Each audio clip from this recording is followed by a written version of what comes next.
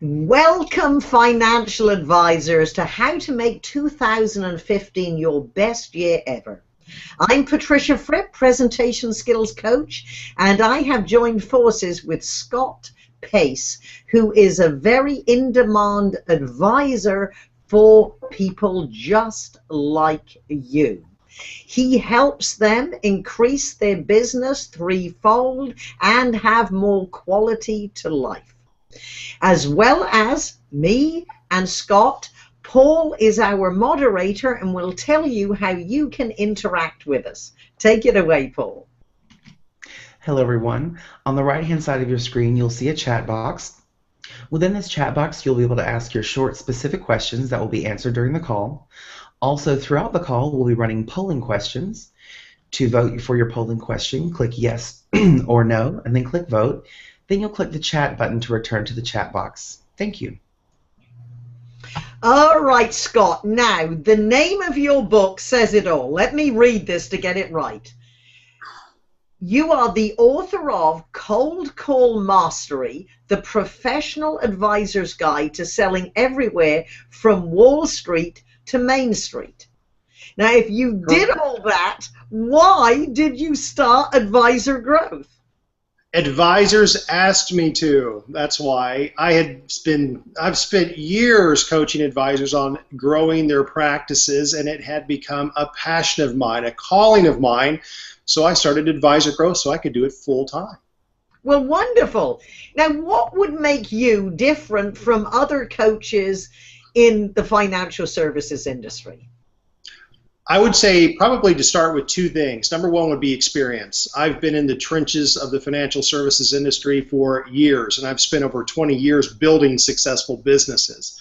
And our clients, as you mentioned, usually average anywhere from 30 to 100% annualized growth, which is very good because we work with amazing clients. And as you know, there are a lot of speech and presentation coaches around the world, but very few have over 35 years of experience being center stage, such as yourself. And successful experience is priceless. So. Good. Well, we're making a big promise that we're teasing everyone that next year can be their best year ever. So what would perhaps 3 pieces of your best advice be for our advisor clients? Well, every advisor is definitely different, but I would say to cover a large majority of people, it would be, number one, have a plan. Going into 2015, you need to have a plan. Don't create a goal and then come back this time next year and say, oh, didn't I have a goal or something I needed to accomplish? You have to create a plan and make sure you measure it and manage it along the way. You got to do that quarterly, monthly, weekly, daily. So you got to implement. You got to make sure you implement your plan. I'm very big on implementation. Number 2 would be investing in yourself. You know, you spend a lot of time investing in your business and hopefully your family and your friends, but if you don't invest in your skills of your profession, you are going to be standing still and the world will pass you by. And this is one of those industries where you cannot allow yourself to be passed by. It's changing more than any other industry in the world. And last, and maybe even the most important, is do not allow yourself to be a commodity. So many advisors let themselves be a commodity. You need to stand out in the marketplace. You need to do something special that allows you to show your expertise. You need to learn how to take time to truly connect with clients, because connection creates loyalty, and loyalty can lead to retaining clients, can lead to referrals, it can lead to so many different things. And another thing that I will bring up, since we are on the topic of presentations, follow-up. Follow-up. One of the biggest mistakes advisors make is a lack of follow-up. 85% of advisors do not follow up. They don't follow up after that initial first phone call or even the first meeting or the first interaction. They're not doing anything. They're not securing the second meeting after the first meeting. They're not having a discussion about what the next appropriate steps are. There's no follow-up. So that would be the top 3, I'd say. Well, do you know why they don't follow up? You know, I don't know if it's instant gratification or it's just maybe a lack of a plan as far as a system goes. You'd be surprised. Unfortunately, there are a lot of advisors that don't have a system in place on how to track prospects. I teach people how to build a pipeline. It's one of the first things I really work with someone on. The biggest mistake I could say is this when building a pipeline. I've seen advisors say that, oh, I have a pipeline, and they like to use the word indications of interest. I have 2,000, 500, 2,500. And I come right back at them and I say, how can you stay relevant in those people's lives when you're dealing with that many people?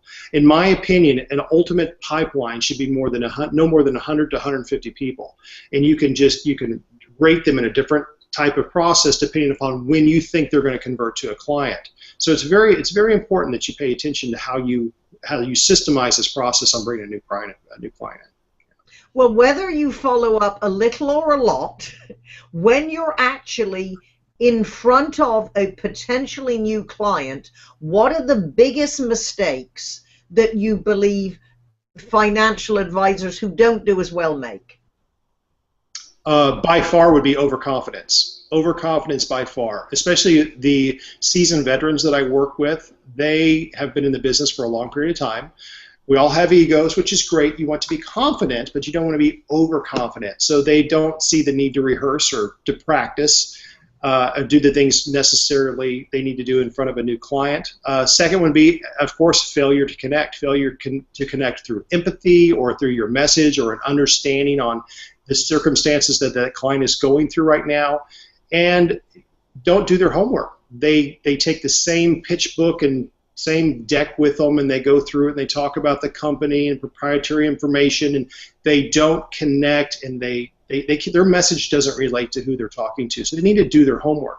And the thing that has always eluded me, and when it comes to presentations with advisors, is they spend so much time, effort, and even money to get an audience in front of prospects and potential clients, only to blow their opportunity because they haven't prepared and they have an ineffective presentation. So that is one of the first things that you have to really work on to be an ultimate advisor, is to have an amazing presentation.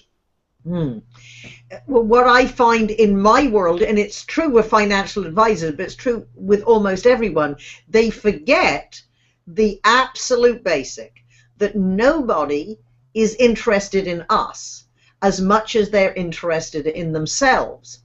And whether you're a financial advisor or any other professional, if you have the opportunity to talk to what could be a very good prospect to turn into a good client, we need to take the conversation and then the more formal presentation as a way to position yourself ahead of the crowd.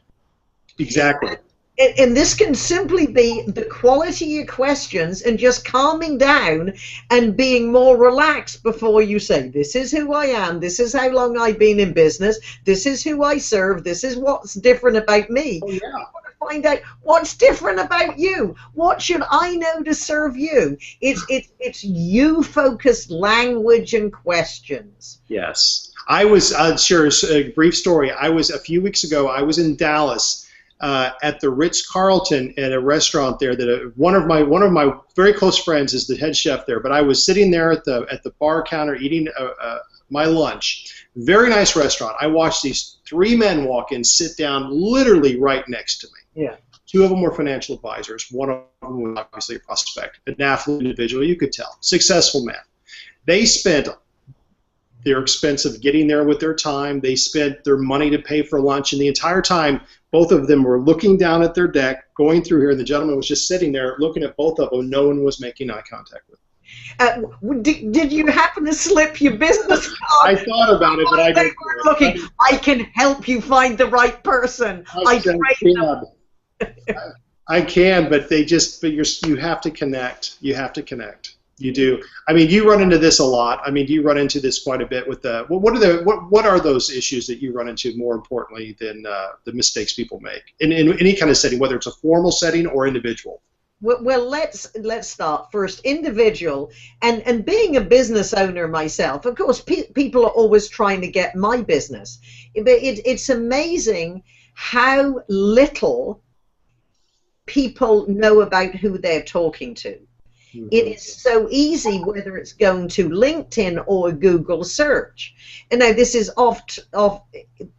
it's not a financial advisor, but it's true. The amount of calls that people call, do you have a website? Well, if you'd Googled, you would see I have a 2,000-page website that dominates in my market. Don't try sell me a website. It's just, it's silly.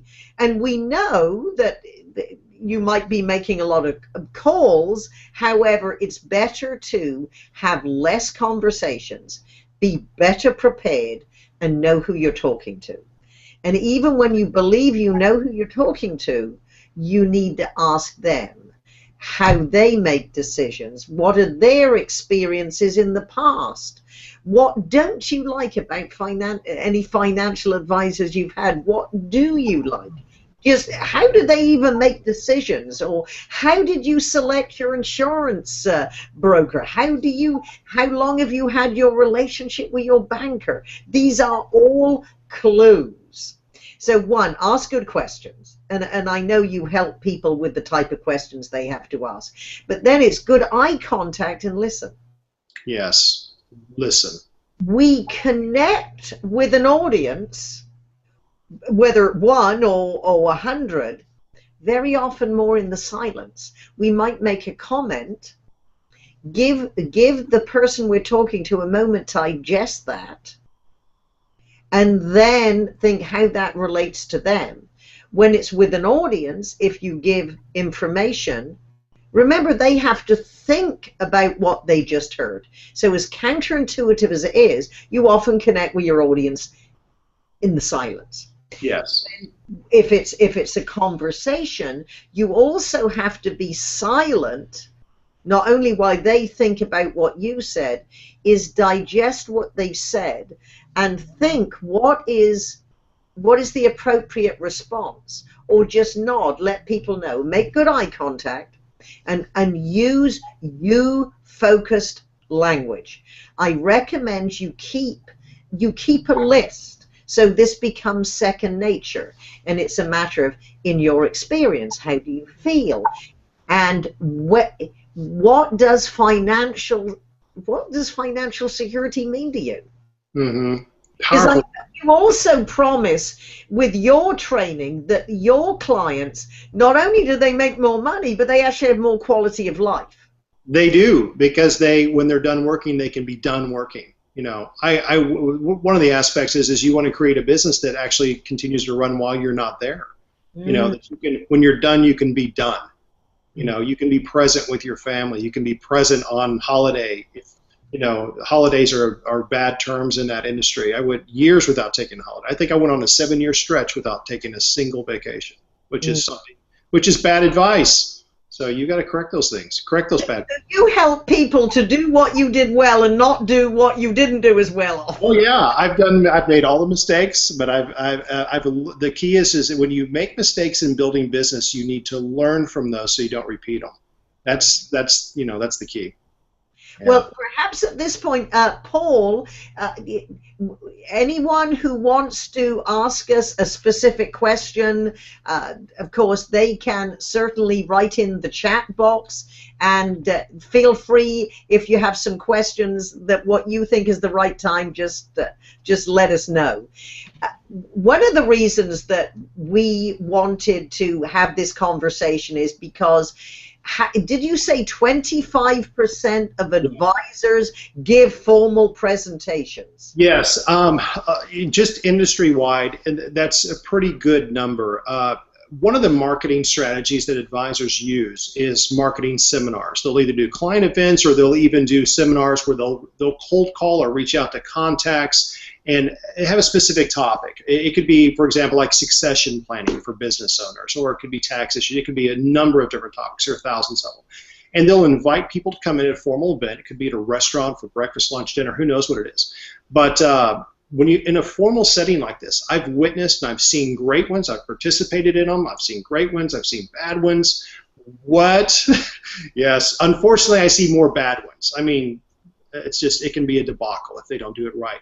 And what advice can you give in that type of setting? Because when people that are listening to this, they need to take out the pen and pad right now, because how can they structure this to deliver a powerful message? I'm saying this because I witnessed a transformation that you did maybe over a year ago in Las Vegas at a small get-together a few of us were at.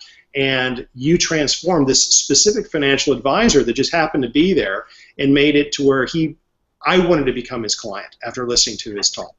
So please share your wisdom with that. Okay, well, this advice is for the 25% who do and want to do it better, and I promise 100% could deliver presentations that would help their business, build their credibility, and help their marketing in their local community if you knew how to do it. So let's look at, there are 3 ingredients that go into every presentation.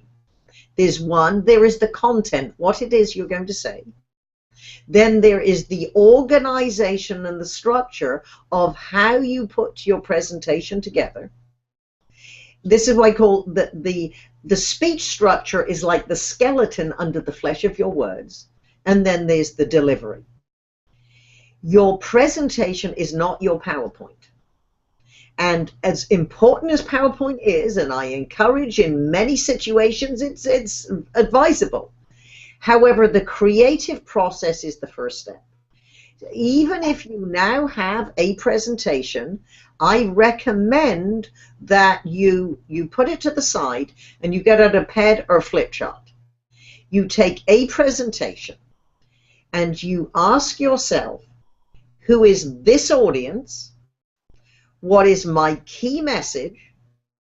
What is the big idea, the premise, the central theme of the presentation? And what do I want them to do with the information?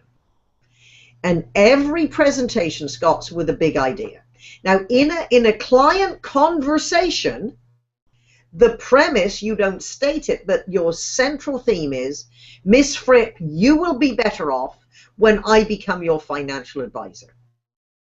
When you introduce that to me, you say, thank you, Patricia, for the opportunity to discuss if I am a good choice as your financial advisor. That's what you might say. Now, in a presentation, that's going to be your central theme, that you would be better off doing business with us. Now, let's just say it would be, you would give a program on succession planning. Is that right? Yeah. I say that way. That's a word that does not fall flawlessly. Yes. Yes. So you have to say that is the topic. The principle might be, and let me ask Scott, how would a financial advisor, let's imagine this is a group, some of your clients and a lot of people who aren't clients, so what would be the main ways that a financial advisor could help a company with their succession planning? Well, there could be quite a few things. There could be legal structures, there could be tax implications, there could be insurance plans that they can put in place. Let's start with that. Good. And what you're going to do... Lifestyle agreements, yeah. So we're going to make this real, and there are going to be times that I'm going to ask you, Scott, to fill in the blank. Okay. Right? I'll do my best. It's been a while since I've dealt with that specific. But it's just to give them a real-life example of how you develop a presentation. So one, you need to know what the subject is.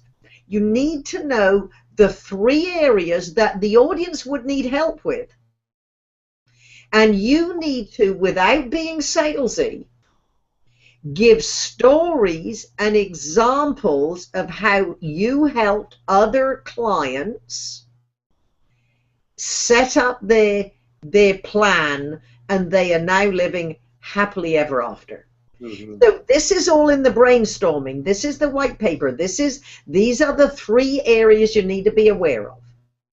Remember, you don't have to tell the audience everything you know about the subject. You just have to make them aware of what are the key ideas they need to focus on. Give them real examples of flesh and blood characters just like them. Mm-hmm. Because you are the expert. Now, we want them to admire and feel comfortable with you, but really what an audience, a lay audience like me, wants to know is, do you know your subject? Are you experienced with businesses like mine, which you prove with your stories? And at what point do I come and talk to you? And do I like you and trust you enough that I would want to do business with you? Now, here's a key mistake very often people make. Because they want to show off how smart they are, they want to use technical and what I call highfalutin language that goes over the heads of people like me. Now, I am an expert in my business, but believe me, I like making money, but I want somebody else to worry about what we actually do with it, and have regular conversation with my financial advisors. You know, I was like, how's my money doing? What do I need to be aware of? And hang on one second. And what do I need to be aware of? And I just want to know they're looking after my money. Exactly. So by proving you're smart really means you speak at the level of abstraction of the audience. So, and you can say, there are many technical terms that you don't have to worry about. That's why you have people like me. Yeah. The questions you need to ask, what you need to know is, and this is what you need to do, and this is what a good financial advisor can do with you. So all this is in the preparation. So the first 30 seconds and the last 30 seconds is going to have the most impact. And Scott, just like the introductory part of a conversation and presentation, the people at the bar who had their eyes on their presentation and not the affluent prospect, the opening of the presentation is where you set the set the tone. So rather than say, oh, good evening, my name is Patricia Fripp, and I'm here to talk about, no. You might want to start with, it might be a story. Perhaps you can relate to Fred. He spent his entire life building a very successful plumbing business. Now, this wasn't just your normal plumbing business. This was okay. So you paint the scene about Fred. Now, Fred had a problem. He had 3 children. And he was not confident any of them were capable of taking over his business. Now, he knew in another 10 years they'd all be up and running and they could be vying. So whatever the situation is. And then you leave that at the challenge. And then you might say, welcome to how to plan for a successful business once you've retired. That's right. And then you say is, you know, just like Fred, you know, when you build a successful business, you are not only concerned about the legacy, about serving the clients and your community, you want to enjoy your retirement by knowing that your life work is going to be developed and grow in the future. So you're smart enough to know there are 3 areas that you have to understand. Scott, they are? What did you just give? Oh, sorry. I was so wrapped up when you were saying insurance, legal documentation. It could be buy-sell agreements, etc. Yeah. Okay, good. And probably if you're like Fred and a good portion of our clients, whenever you even look at these documents or have these conversations, your eyes glaze over. Mm-hmm. The reason that you select a financial advisor who's sophisticated in these areas, they can handle the details for you. What you need is you need to find an advisor who will ask you the questions about why you are doing this, what your concerns are, to devise a plan around that. So, for example, Fred, and now you go back to the character you introduced at the beginning. And this is the secret. You are talking about how to do this to a lay audience through the eyes of perhaps 3 different clients in different situations, because an audience wants to see themselves within the presentation. So they know, good. Yeah, I'm like Mary. She built a business, but she wasn't married. She didn't have children. What was she going to do? Or about John. John didn't want to retire. John wanted to be involved in his business, but he didn't want to be involved with the day-to-day activities. So what was he going to do? And you see, and so this is how you design it. And then when you conversationally walk through how your presentation is going to be, then you ask yourself, where do I absolutely need the slides? Mm-hmm. So you need a simple conversational structure. And by conversational, Scott, I say, if you and I were sitting across a desk having a conversation about how would I have to do this, you'd almost be telling me in conversation exactly what you'd be doing in this. Yeah. And then towards the end, you say, well, does this make sense to you? What are your questions? So at this point, Paul, do we, I don't know, do we have any specific questions from our audience? While Paul's doing that, I want to make a very valid point on an area that definite advisors can improve on in this area.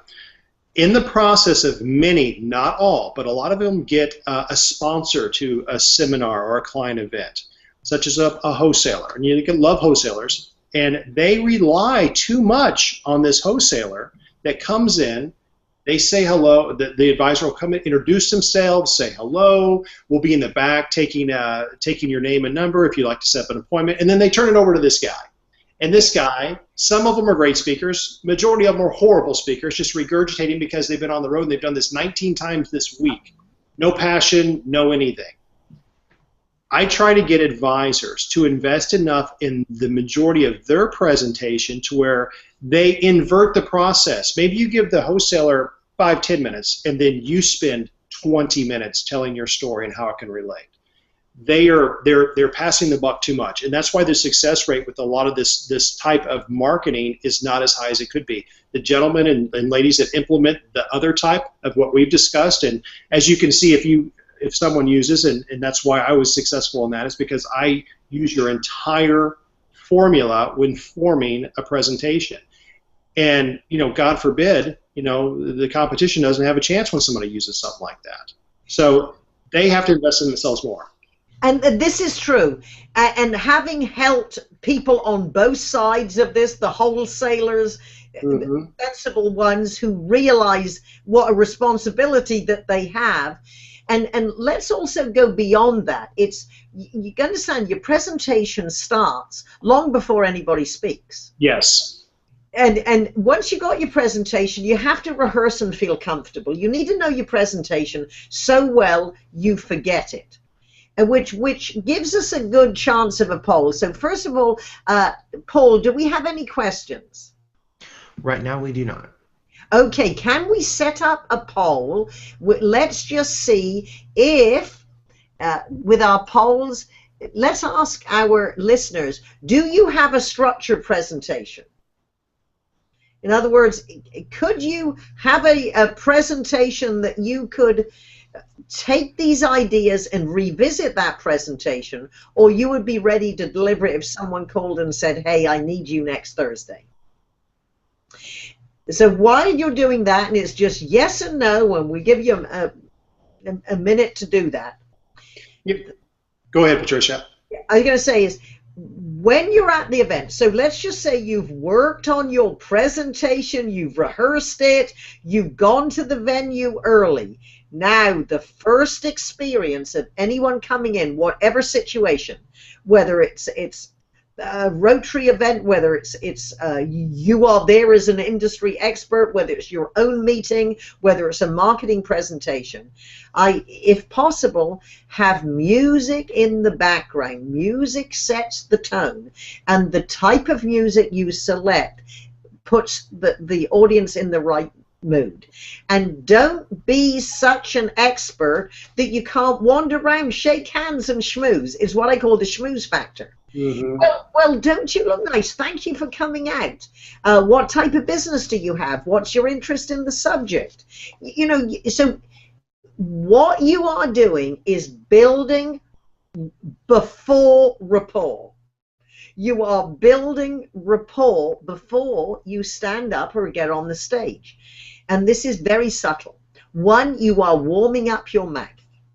Secondly, you are proving to the audience that you are interested in them, and they are feeling comfortable with you, because we want them, and this is subtle and important, we want them after the presentation to feel comfortable taking whatever next step you want them to do, which is, one, do you want them to make an appointment? Do you want them to get information? Do you want to talk to them after? What do you want them to do? And then, whether they know it or not, and there is so much psychology in this, we are all trained from being little children with the law of reciprocation. Yes. So if somebody extends themselves to you, you feel obligated to give them your attention. Now, that doesn't mean if you don't give a good presentation, you will keep it, but at least it helps you get off to a good start. Yes. So that's why, if there is no other part of your presentation that you rehearsed that your spouse could elbow you in the middle of the night, you could get up and start. And remember, the chances are someone is going to introduce you, and even if you are doing the introducing, you walk up and say, welcome to an event that could very well change the future of your business. Mm-hmm. In case we haven't had the pleasure of meeting, now a lot of people you would have met because you've been wandering around schmoozing. I'm your host, Patricia Fripp. As many of you know, we've been serving this community for 23 years. My father started our business, but this is all about you. Perhaps you can relate to my friend Paul. And now you tell your story and you get into, and perhaps this audience has even sent in a survey before of their interest. You could say what the percentage is. So anyway, let's go back to Paul. Do we have a result of our poll, Paul? Absolutely. To the question, do you have a structured presentation? 67% said yes, and 33% said no. Well, good. Well, well, let's look at how can you do it better, or hopefully we're selling you on the idea of you should always be prepared. Now, this is a very a subtle and important point. You might say, I don't speak. I only speak one-on-one. Mm-hmm. Outside the privacy of your own home, all speaking is public speaking. There's no such thing as private speaking. It's all public speaking in business. Going to a networking event is public speaking. Yes. Going to one of these dinners that you're not the speaker is public speaking. And you start welcoming people before you have a good opening, have a simple structure, a key idea, 3 or 4 points max that you're going to develop well with stories and examples. And then as we know, Scott, in all our conversations and relationship building and presenting, we need to make it you focused. Yes. And if you rehearse, this would be another polling question.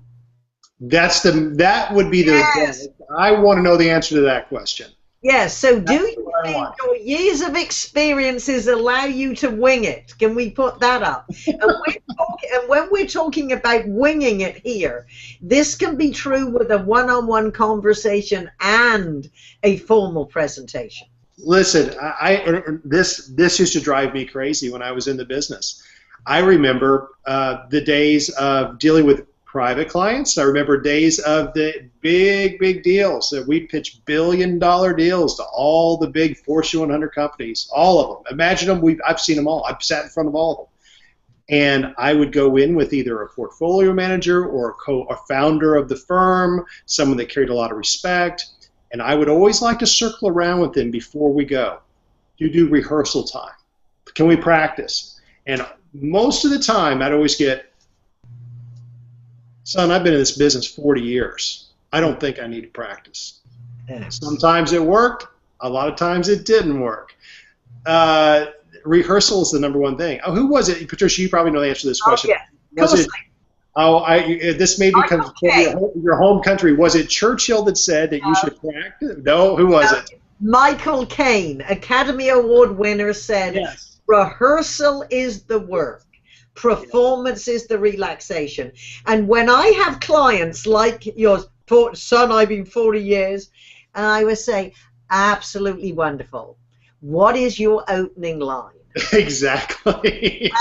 Usually, see, this is a mistake, and I promise you, you are an expert at what you know. You are probably not the expert at delivering it in the most acceptable, digestible, interesting, impactful way. And even if you are fine when you get going, I have rarely met anybody, even with 40 years experience, who knows how to open and close with impact. Yeah. That's why, remember, the first 30 seconds and the last 30 seconds has the most impact. So you might be fine once you get going. Just script and internalize and know how you're going to open, how you're going to close. All right, Paul? Sorry, can we have an answer to our poll? Sorry, I'm talking over you. Absolutely. We have, do you feel that your years of experience allowed you to just wing it? 40% said yes, and 60% said no. Good. Very interesting. Yeah, that's good. The thing is that I know, not in absolutes, but practice and rehearsal is vital. And I said it earlier in this, that you've spent so much time and you spend so much effort to get in front of them. You've got to be dynamic. You've got to tell a story that resonates. You need to let them know why they need to select you, why you understand, and then they connect. And in many cases, where they fall short is they rely on that deck, that presentation deck. They put that head down and say, well, this is what I'm going to cover today. And you couldn't have said it better in layman's terms, to where they can absolutely relate to what you're saying and what does it mean for them. I think that's where a lot of it's lost in the whole translation of what you do and how they benefit from what you do. That's the challenge. Rehearsal's key. It really is. And just let's just say you're just going in with your deck. You just say, Patricia, I have a deck of 48 slides that can cover just about anything you would want to know about us, our recommendations, and how we can help you. So before we go through this, let me ask you a few questions. So we know it's focused, we maximize your time, and you feel comfortable if we would be lucky enough to be your financial advisor. And and perhaps you need to know your deck so well. You say, well, Patricia, to help clarify what we're going to say, let's look at page 6. And then now look, so you don't have to show them all 48 pages. I say to a lot of my clients, look, if the prospect is asking for a demo, does it matter if they don't know how long you've been in business? No. See, they need to know that you're, and you can tell them that information. See, within the body of your speech, you can say, based on 32 years experience in this industry, and as you heard, my father started the firm, so I grew up focusing and helping clients in our community build the legacy for their businesses. So you see, you build your credentials just casually within. And this is the secret. If you're going to take a note, but don't worry, we send you the replay link, so don't worry. Whether it is a conversation, a networking event, a formal presentation, we speak to be remembered and repeated. And very often, our audience is the audience of our audience. Now, let's just imagine you're at one of these events that Scott's talking about. You might be talking to an individual, and whether it's intentional or not, they're going to go home, they're going to go to work. Oh, what'd you do yesterday? Oh, I heard this speaker about. Oh, was he good? What did she say? You have his card, because this is an issue. So in other words, you need to be clear enough, understandable, conversational enough, and tell stories that people see. So you could say is, wait, yeah, she said you have to be, if you're going to plan your business, handing over your business, you need to be aware of 3 areas. Scott, they are legal, buy-sell agreements, succession planning with who knows what. Yeah, many different things. and told us a great story. Yeah. Yes. And told us a great story about this guy Paul. And I really related because he had the same problem that we have. And this is what Paul did. See, people are going, imagine this. What did the speaker say? He or she said, bullet, bullet, bullet, and told a story about this. And, well, and you could actually understood what he said. Oh, yeah, he was obviously very knowledgeable. And I got a bio on his experience. However, I understood everything he said. And he really seemed likable, and he answered questions. So you see, they're going to talk about the experience of working with you. So this is why, if people ask you a complex question, you can answer it with authority. But you speak to a level of their understanding. Your goal is to be likable and trustworthy and quietly confident and competent and communicate well. If you could, and I know some people are probably in this thing going, okay, maybe they jumped in later, one thing or another. If you could just give them one more time, just a quick synopsis of maybe a structure, just how to structure it. You don't have to go into detail with each, but a structure. Well, sure. All right. So every presentation is built around a central theme, a big idea. And so you might take the subject, which is succession planning. That's the subject. The premise would be you can successfully build a succession plan for your business. And you might actually say that. Yeah. Now, if we were having a conversation, you would say, well, Patricia, how do I do that? In a presentation, the audience would think, how do I do that? And then you'd say, well, then you structure your presentation 1, 2, 3. So 1, you have to be aware of these 3 areas, 1, 2, 3. 2, you need to get together the right team who's going to help you do it, a financial advisor, or maybe a financial advisor who has collaboration with all the experts that you need. So this is your simple conversational structure. Then you go through and you ask yourself, how do I open? And it could be welcome to the, as we discussed. Now, when you've gone through your talking points, then you're going to say, now that you know to build a successful succession plan, you need to bullet, bullet, bullet. Now you've done your review. So you say, before my closing remarks, what are your specific questions? Then they ask specific questions, and then you'll say is, may I challenge you to not wait and encourage you to find the help you need.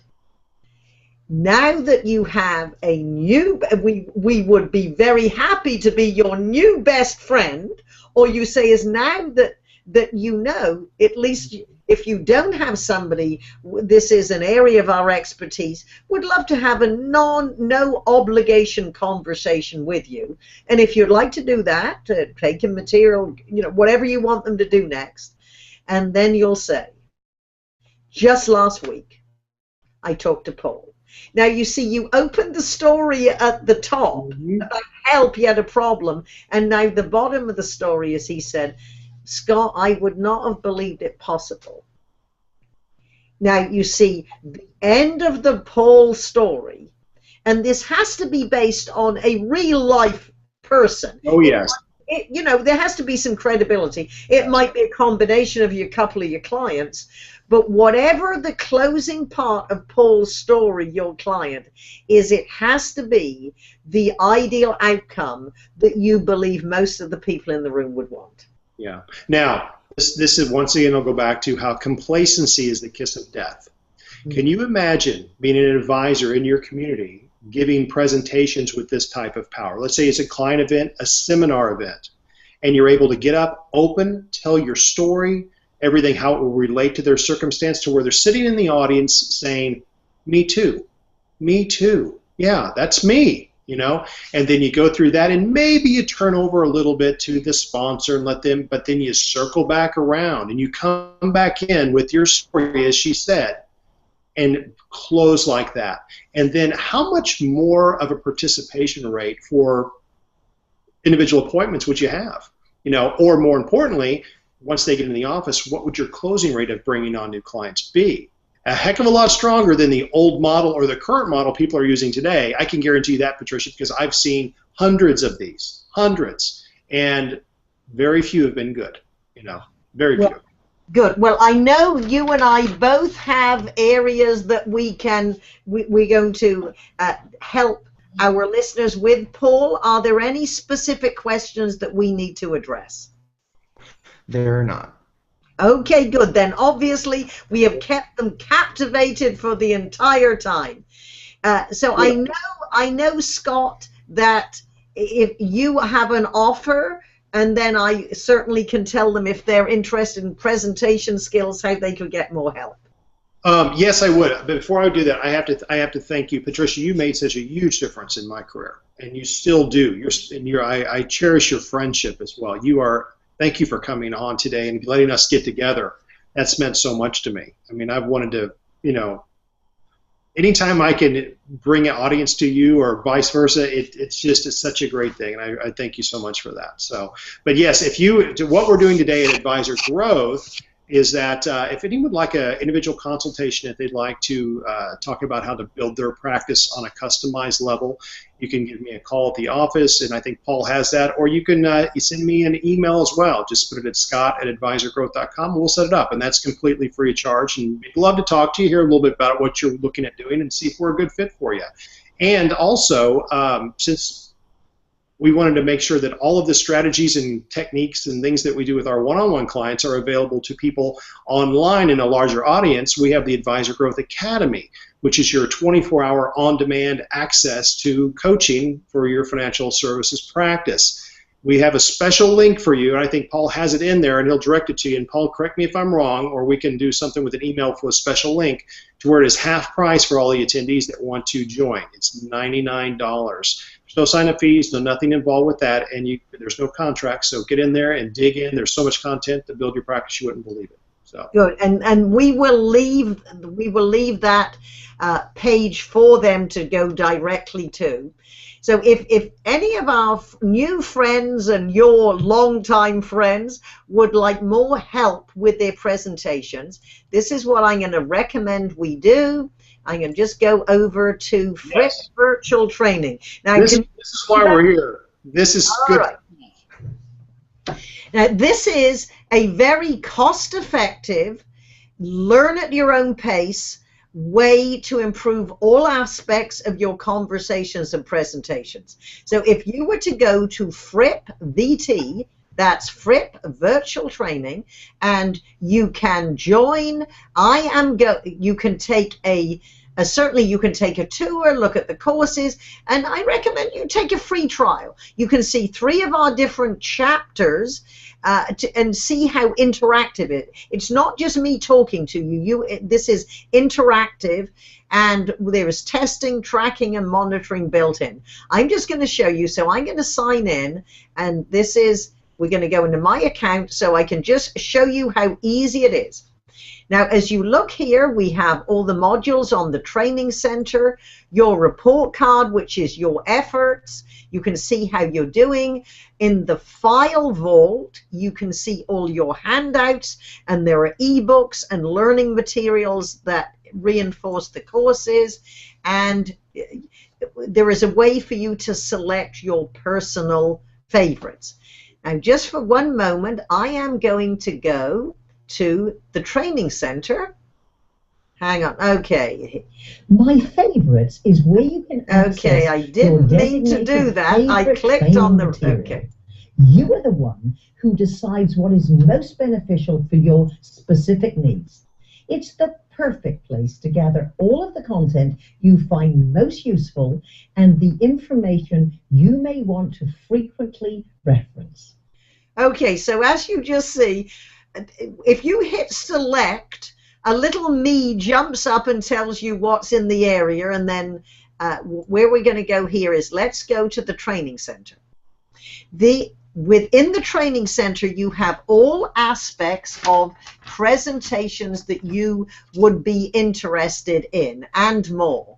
So getting started, the not so basic starting, the treasure trove, how to find your stories. Now the speech structure and connecting to your audience, the importance of stories, and for those who need more help with your sales presentations, this is a very valuable part. If you leadership presentations, finding out what everyone who is superb does well. So let's click on the speech structure, and you will find at the beginning a little me jumps up and tells you what's in the area. Now let's just click on understanding the speech structure. When you look at the Fripp speech model, you will see the circle at the top and the circle at the bottom. There's a secret sauce. Yes. The first 30 seconds and the last 30 seconds of your presentation. It is important to come out and immediately connect with the audience and close on a high. Well, I am now turning off the sound, but as you can see, as I'm talking to you, we reinforce in the side asset, either visually or with talking points to reinforce what you are saying. And you can see with this one here, at 2 minutes and 17 seconds, I am going to come back and ask you what's the appropriate answer based on what you have just heard.